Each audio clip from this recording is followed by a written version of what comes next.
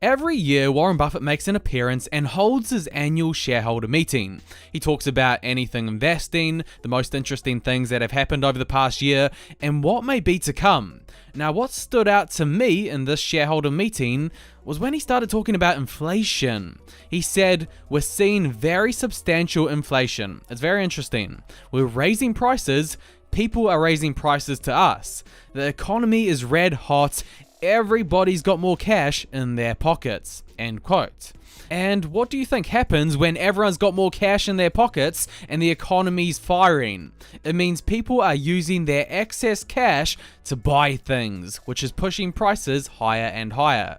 This is well known in economics. Higher demand, same supply, equals an increase in price. And Buffett's seen this with the businesses that he owns and runs. And by the way, he owns and runs a lot of businesses throughout America. He said in the meeting, "Take home building. We've got 9 home builders in addition to our manufactured housing, which is the largest in the country, so we rarely do a lot of housing. The costs are just up and up and up." Then he talks about his furniture stores and the prices there. He said, "Every week I call Blumpkin," that's his manager of his company Nebraska Furniture Mart, "and we go over day by day what happened at 3 different stores, in Chicago, in Kansas City, and in Dallas. And it just won't stop. People have money in their pockets and they pay higher prices," end quote. You and I both know where so much of this money is coming from. It's coming for free in the mail through stimulus checks. So far, $867 billion has been spent by the government on giving out these checks. Now, where do you think this money goes? Well, it goes into a range of different places. Some people, they put it in the stock market. Does it surprise you that the stock market is up 80% since they enacted their first stimulus package issued in early 2020? Some people, they use the check for real estate and real estate deposits. We've seen these prices go up as well. Some people used it for groceries. We've seen the price of food increase in 2020 and 2021. It's hovering around that 3 to 4% inflation rate. Gasoline prices increased along with the stimulus checks. They recovered from a big oil crisis and shot up in 2020 and 2021. All of this is inflation, the increase in the prices of goods and services, whether that's food, gas, cars, or even when you're buying shares from the stock market. We've seen higher prices in all of these areas. People are getting more free money from the government, and it's pushing prices higher and higher. But it's not only the people who are getting this money, it's also the businesses. We saw the Fed aid $2.3 trillion worth of loans to small and medium-sized businesses.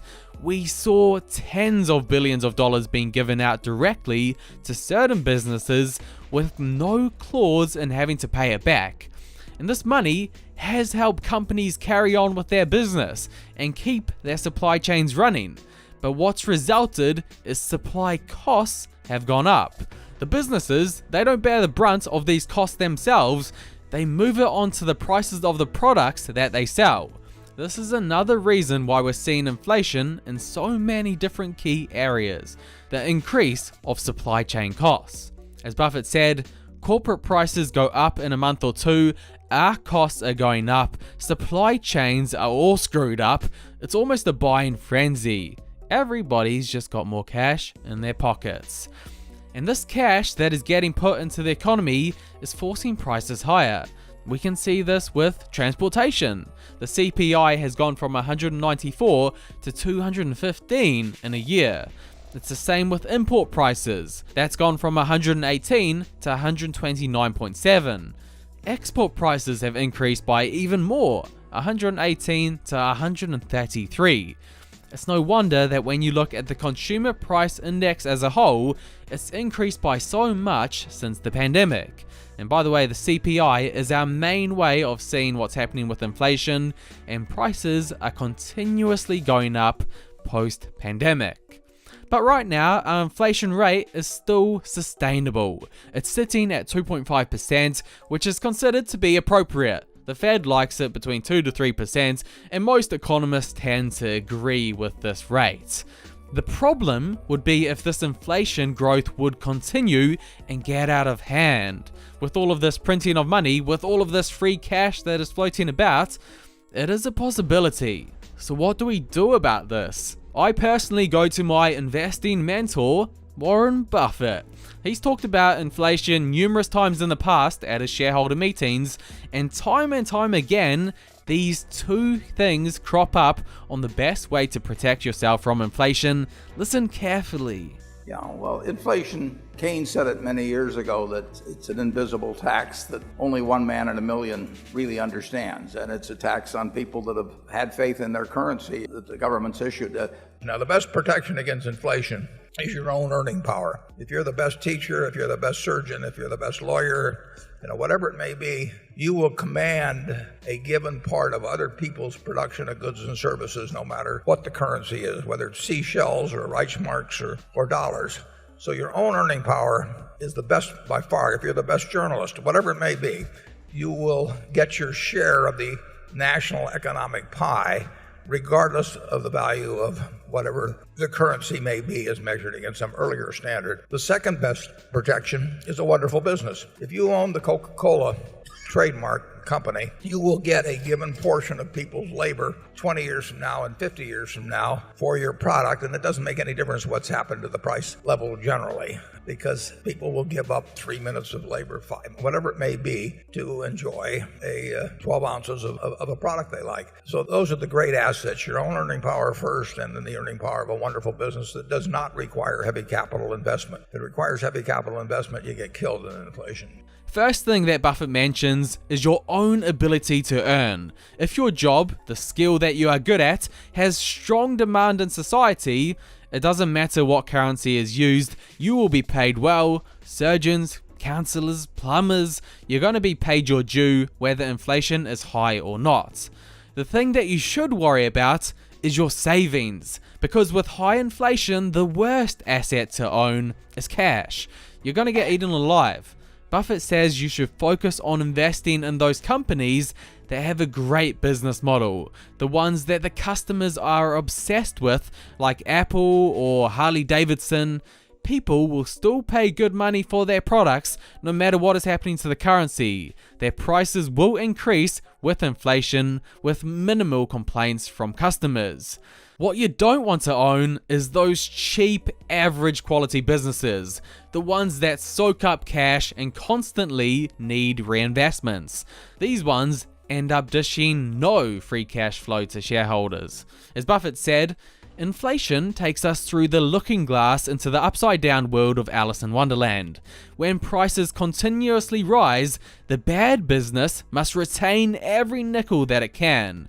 Not because it is attractive as a repository for equity capital, but precisely because it is so unattractive. The low-return business must follow a high retention policy if it wishes to continue operating in the future as it has in the past." End quote.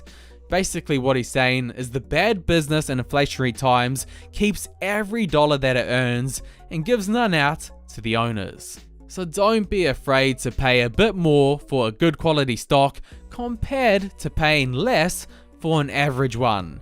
As Buffett says, it is far better to buy a wonderful company at a fair price than a fair company at a wonderful price. It's one of the reasons why he decided to sell airline stocks.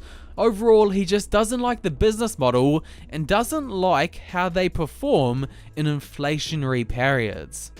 The worst kind of business is where you have to keep putting more and more money to a lousy business. In effect, the airlines have been hurt by inflation over the last 40 years because now they have to put a whole lot of money in a lousy investment, which is a plane, compared to 30 or 40 years ago, and they have to stay in the game. They have to keep buying new planes, and the new planes cost far more now, and the returns continue to be inadequate. So the best protection is a very good business that does not require big capital investment. Charlie and I are always suspicious that inflation will regain some of the momentum it had a couple of decades ago. We always think it's in sort of remission. We thought the talk about deflation was total nonsense. At the end of the day, inflation is something that every investor should at least be prepared for.